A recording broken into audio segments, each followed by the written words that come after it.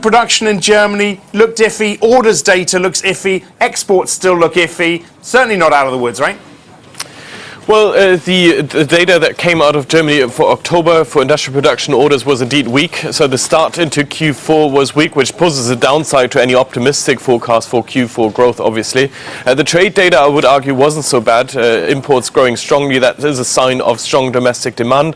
And also, I think there is good signs that this was probably an October blip, probably post-election, actually, because the leading indicators like the IFO, like the PMIs, really turned up strongly in November. So November must have been a much stronger month. That raises hopes that into the end of the year we're going to see strong domestic-led growth, investment-led growth in Germany, and therefore a good quarter. But the Q4 we see that the start was weak, and that seems to sit in line with the leading indicators to me.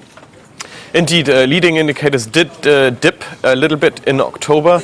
They have been recovering strongly over the summer, but then there was a dip in October, which we attribute a bit to the elections, because ahead of the elections there had been all that noise about tax raises. If the centre-left comes to power, then the election results showed that the centre-left would have a big say in any new government. Now that we've had the coalition agreement, we know that there's not going to be any major tax increases. So that risk has dissipated, and I think that's going to help the economy. Okay.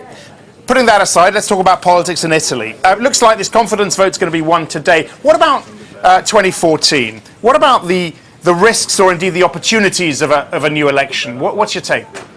I think that's exactly the right question to ask. Is this a risk next year, or is it an opportunity? Obviously, with the centre-left changing leadership, with Matteo Renzi, the popular mayor of Florence, a centrist, a reform-oriented politician taking over, he's popular in the population. There is a risk that he withdraws his support for the government under Prime Minister Letta, which could lead to new elections. And given the experience that we had earlier this year, that could increase volatility, lead to a market reaction, negative one, and keep the economy in a weak state and even in recession. On the other hand, a pro-reform, pro-European politician with big support in the population could get a mandate to impose more reforms, make Italy more competitive, and get it faster out of the current doldrums. So it's also an opportunity. We think that ultimately they'll probably wait for another year, so Letta will have those 18 months that he wanted to see through the worst of the reforms, and then elections in 2015.